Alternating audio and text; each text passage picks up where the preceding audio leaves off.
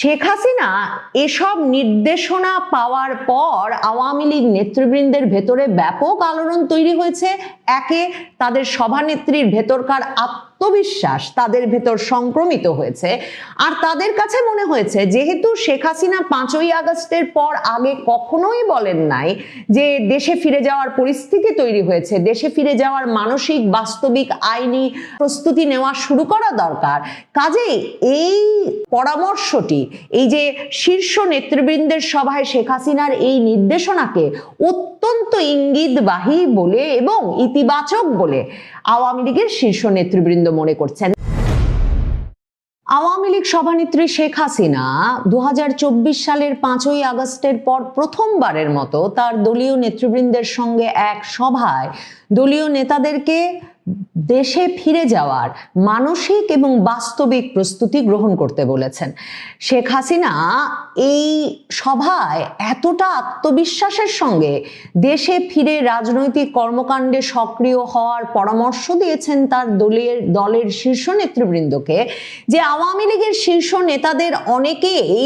মনে করছেন যে শেখ হাসিনার কাছে নিশ্চয়ই কোনো গুরুত্বপূর্ণ পক্ষ থেকে সুস্পষ্ট এই ইঙ্গিত এসেছে যে বাংলাদেশের রাজনীতিতে আওয়ামী লীগের জন্য যথাযথ পরিসর সৃষ্টি করা হবে এবং সেটা খুব শিগগিরই হবে। শেখ হাসিনা কতগুলো সুনির্দিষ্ট নির্দেশনা দিয়েছেন বলে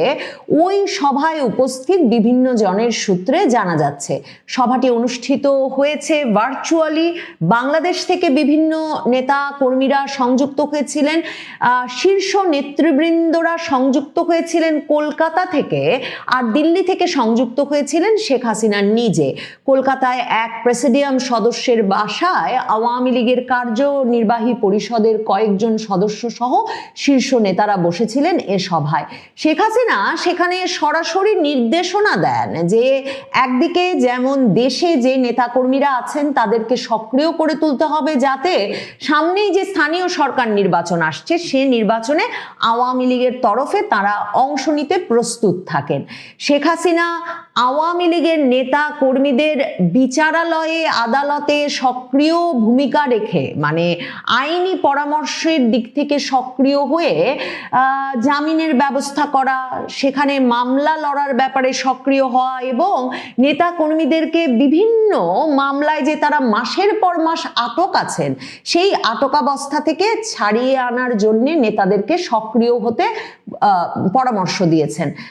আওয়ামী লীগ সভানেত্রী শেখ হাসিনা পরামর্শ দিয়েছেন যে যারা বিদেশে আছেন, যে শীর্ষ নেতৃবৃন্দ, তাদেরকেও সক্রিয় হতে হবে যাতে তারা আইনিভাবে দেশে ফিরে আদালতে আত্মসমর্পণ করে কিংবা মামলা লড়ে নিজেদের মামলাগুলোর আইনি যেসব বাধা আছে সেগুলোর একটা মীমাংসা করতে পারেন। মানে যেভাবে বরাবর বাংলাদেশে আওয়ামী লীগ আমলে বিএনপি নেতৃবৃন্দ আর বিএনপি আমলে আওয়ামী লীগ নেতৃবৃন্দ শত শত মামলা একরকম ঘাড়ের ওপর রেখে রাজনীতি করে গেছেন, সেই পরিসরটা সৃষ্টি করার জন্য যে আইনি ব্যবস্থা গ্রহণ প্রয়োজন শেখ হাসিনা বলেছেন তা যেন আওয়ামী লীগ নেতৃবৃন্দ দ্রুততার সাথে গ্রহণ করেন। শেখ হাসিনা এই বিষয়গুলো যখন এতটা আত্মবিশ্বাসের সঙ্গে পরামর্শ দিচ্ছিলেন, ওই সভায় উপস্থিত আওয়ামী লীগের শীর্ষ নেতৃবৃন্দের সকলেই তখন বক্তব্য রেখেছেন এবং তাদের অনেকেই আশঙ্কা প্রকাশ করেছেন যে যখন বিএনপি সরকারের দিক থেকে এখনো কোনো স্পষ্ট ইঙ্গিত পাওয়া যায় নাই যে তারা সত্যি রাজনৈতিক কার্যক্রমে যে নিষেধাজ্ঞা আছে আওয়ামী লীগের ওপর সেটা তুলে নেবে কিনা, শেখ হাসিনা অত্যন্ত আত্মবিশ্বাসের সঙ্গে বলেছেন এক, অবৈধ অনির্বাচিত ইউনূস সরকার অধ্যাদেশের মাধ্যমে আওয়ামী লীগের যে রাজনৈতিক কার্যক্রম নিষিদ্ধ করেছে সেই পন্থাটাই অবৈধ, কাজেই সেই অবৈধ পন্থা দেশে বিদেশে কোথাও গ্রাহ্য করা হবে না। শেখ হাসিনা বলেছেন যে সন্ত্রাস বিরোধী আইনের আওতায় এই যে আওয়ামী লীগের রাজনৈতিক কার্যক্রমের উপর নিষেধাজ্ঞা আরোপ করা হয়েছে, দেশে বিদেশে কোথাও একটি নির্বাচিত সরকার, সেটা বিএনপি সরকার হলেও প্রমাণ করতে পারবে না যে আওয়ামী লীগ দল হিসেবে এমন কোনো সন্ত্রাসবাদী কার্যক্রমে কখনো জড়িত ছিল যে কারণে সন্ত্রাস বিরোধী আইনের আওতায় রাজনৈতিক কার্যক্রম নিষিদ্ধ করে রাখা যায় আওয়ামী লীগের। এবং শেখ হাসিনা বলে বলেছেন একটা নির্বাচিত সরকার, বিএনপি সরকারের পক্ষে আওয়ামী লীগের মতো একটা ঐতিহ্যবাহী বৈধ রাজনৈতিক দলকে বছরের পর বছর, দিনের পর দিন, মাসের পর মাস বাধা সৃষ্টি করে রাজনৈতিক পরিসরের বাইরে জবরদস্তি করে রাখা কোনোভাবেই তার ভাবমূর্তির জন্য দেশে বিদেশে মঙ্গলজনক হবে না। শেখ হাসিনা এই যে রাজনৈতিক কার্যক্রমে আওয়ামী লীগের ওপর যে নিষেধাজ্ঞা, সে বিষয়টাকেই বিএনপি সরকার ক্ষমতায় আসবার পর যে এতটা মানে একরকমের তুচ্ছ করে দেখছেন, তাতে স্পষ্ট এমন ইঙ্গিত আওয়ামী লীগের নেতৃবৃন্দ পেয়েছেন যে একটা অনির্বাচিত অবৈধ ইউনূস সরকারের শাসনামল শেষে একটা নির্বাচিত রাজনৈতিক সরকার দেশে ফেরার পর শেখ হাসিনা একটা গণতান্ত্রিক রাজনৈতিক পরিবেশ প্রত্যাশা করছেন। ইউনূস সরকারের আমলে আওয়ামী লীগ কিন্তু আন্তর্জাতিক অপরাধ ট্রাইব্যুনাল থেকে উচ্চ আদালত, কোনো আদালতে তার নেতাদের জন্য সক্রিয়ভাবে দলীয়ভাবে কোনো আইনি পরামর্শক দল গঠন করে তাদের জামিনের ব্যবস্থা কিংবা তাদের মামলা লড়ার ব্যবস্থা করতে সক্রিয় হয় নাই। কারণ শেখ হাসিনা সহ আওয়ামী লীগ বারবার বলে এসেছেন যে ইউনূস সরকারের এই বিচার যে কার্যগুলো পরিচালনা করছে, সেগুলোকে এই অবৈধ সরকার, ইউনূস সরকার এমনভাবে প্রভাবিত করার চেষ্টা করছে যে মামলা লড়ে এই সময়ে আওয়ামী লীগের নেতৃবৃন্দের তরফে কোনো লাভ পাওয়ার কিংবা কোনো আইনি প্রতিকার পাওয়ার কোনো সম্ভাবনা নাই। শেখ হাসিনা এই সভায় প্রথমবারের মতো এই পরামর্শও দিয়েছেন বলে খবর বেরিয়েছে যে তিনি বলেছেন একটা আইনি পরামর্শক দল গঠন করা উচিত, যেই আইনি পরামর্শক দলটি আওয়ামী লীগের যে শীর্ষ নেতৃবৃন্দ মাসের পর মাস ধরে কারাগারে আটক আছেন এবং এদের অনেকের বিরুদ্ধে এখনো কোনো আনুষ্ঠানিক অভিযোগ আনা হয় নাই, আন্তর্জাতিক অপরাধ ট্রাইব্যুনালের মামলায়, হত্যা মামলায়, তাদের যাতে জামিনের ব্যবস্থা করা যায়, তাদের যাতে সুবিচার পাওয়ার ব্যবস্থা করা যায়, সেজন্য যাতে আওয়ামী লীগের উদ্যোগে, দলের উদ্যোগে একটা আইনি পরামর্শক দল গঠন করা হয়। আর তিনি সকল শীর্ষ নেতৃবৃন্দকে নিজেদের মামলার মীমাংসা করার, নিজেদের মামলায় আইনি প্রতিকার পাওয়ার ব্যবস্থা পেতে যেমন সক্রিয় হতে বলেছেন, তিনি বলেছেন নিজ নিজ এলাকায় স্থানীয় নেতা কর্মী সমর্থকদের মামলার বিষয়েও যাতে শীর্ষ নেতৃবৃন্দ সক্রিয় হন, আইনি প্রতিকারের ব্যবস্থা যাতে দ্রুত করা হয়। শেখ হাসিনা এসব নির্দেশনা পাওয়ার পর আওয়ামী লীগ নেতৃবৃন্দের ভেতরে ব্যাপক আলোড়ন তৈরি হয়েছে। একে, তাদের সভানেত্রীর ভেতরকার আত্মবিশ্বাস তাদের ভেতর সংক্রমিত হয়েছে। আর তাদের কাছে মনে হয়েছে যেহেতু শেখ হাসিনা 5ই আগস্টের পর আগে কখনোই বলেন নাই যে দেশে ফিরে যাওয়ার পরিস্থিতি তৈরি হয়েছে, দেশে ফিরে যাওয়ার মানসিক বাস্তবিক আইনি প্রস্তুতি নেওয়া শুরু করা দরকার, কাজেই এই পরামর্শটি, এই যে শীর্ষ নেতৃবৃন্দের সভায় শেখ হাসিনার এই নির্দেশনাকে অত্যন্ত ইঙ্গিতবাহী বলে এবং ইতিবাচক বলে আওয়ামী লীগের শীর্ষ নেতৃবৃন্দ মনে করছেন। দেখেন, শেখ হাসিনা কিন্তু কোনো ডেডলাইন দেন নাই। শেখ হাসিনা বলেছেন দ্রুত, কিন্তু শেখ হাসিনা বলেন নাই এ মাসের মধ্যে, আগামী মাসের মধ্যে, 3 মাসের মধ্যে। কিন্তু বাংলাদেশের শীর্ষস্থানীয় পত্রিকা আমার দেশ, পরিচিতি যার আওয়ামী বিরোধী সংবাদপত্র হিসেবে নিশ্চিতভাবেই সম্পাদক মাহমুদুর রহমানের আমার দেশ পত্রিকা স্পষ্ট করে শিরোনাম করছে যে 26শে মার্চ ঘিরে প্রত্যাবর্তনের ছক কষছে নিষিদ্ধ আওয়ামী লীগ। এবং আমার দেশ পত্রিকা বলছে যে শেখ হাসিনার নির্দেশনায় এই যে 12ই ফেব্রুয়ারির নির্বাচনের দিন থেকে আওয়ামী লীগ নেতা কর্মী সমর্থকেরা সারা দেশে বিভিন্ন জায়গায় আওয়ামী লীগ কার্যালয় খুলে সেখানে শেখ হাসিনা বঙ্গবন্ধুর ছবি লাগিয়েছে, স্লোগান দিয়েছে, সেসব ছবি ভিডিও আবার সামাজিক যোগাযোগ মাধ্যমে প্রচার করেছে।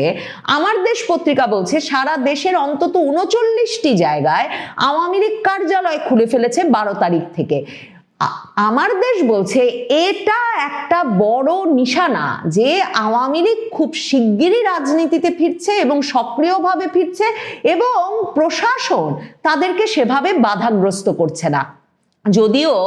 আমার দেশ 39টি স্থানে আওয়ামী লীগের কার্যালয় খোলার কথা বলছে, কিন্তু অনেক জায়গা থেকে কিন্তু এ খবরও এসেছে যে আওয়ামী লীগ নেতৃবৃন্দ গিয়ে বা নেতাকর্মী সমর্থকেরা গিয়ে কার্যালয়গুলো খোলার পর আবার বৈষম্য বিরোধী ছাত্র আন্দোলন এনসিপির নেতাকর্মী নামে একদল গিয়ে সেই কার্যালয়গুলো আরেক দফা ভাঙচুর করেছে, তালা লাগিয়েছে। কিন্তু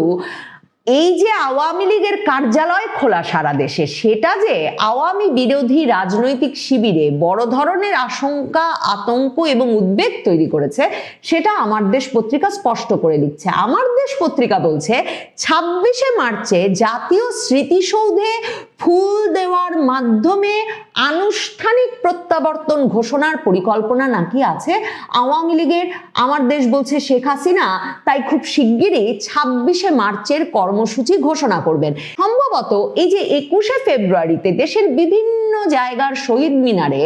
আওয়ামী লীগের নেতাকর্মী সমর্থকদের কেউ কেউ পুষ্পস্তবকে শেখ হাসিনার পক্ষে পুষ্পস্তবক, শেখ হাসিনার পক্ষে শ্রদ্ধাঞ্জলি লিখে পুষ্পস্তবক অর্পণ করেছেন এবং সেসব ছবি সামাজিক যোগাযোগ মাধ্যমে এসেছে। সম্ভবত আমার দেশ পত্রিকা তার ভিত্তিতে বা সেসবের সূত্র ধরেও এমন একটা সন্দেহ বা আশঙ্কা প্রকাশ করে থাকতে পারে। আমার দেশ বলছে স্বাধীনতা দিবসের আবেগ ও জাতীয় চেতনাকে ঢাল হিসেবে ব্যবহার করে আওয়ামী লীগ রাজনীতিতে ফেরার সুদূর প্রসারী ও বিতর্কিত পরিকল্পনা হাতে নিয়েছে। এই যে শেখ হাসিনা কি নির্দেশনা দিচ্ছেন দিল্লি থেকে, সে প্রসঙ্গেও আমার দেশ লিখছে, আমার দেশও বলছে যে আদালতে সক্রিয় হওয়ার কথা ভাবছে আওয়ামী লীগ। তারা বলছে যে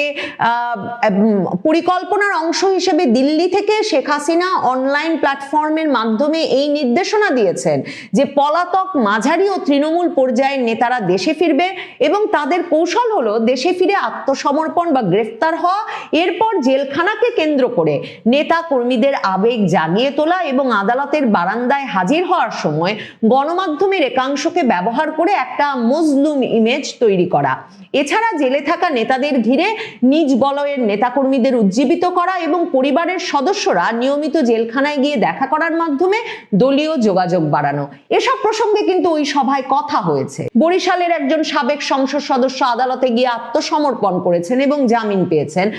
আওয়ামী লীগের একজন সাবেক নারী সংসদ সদস্য, তিনি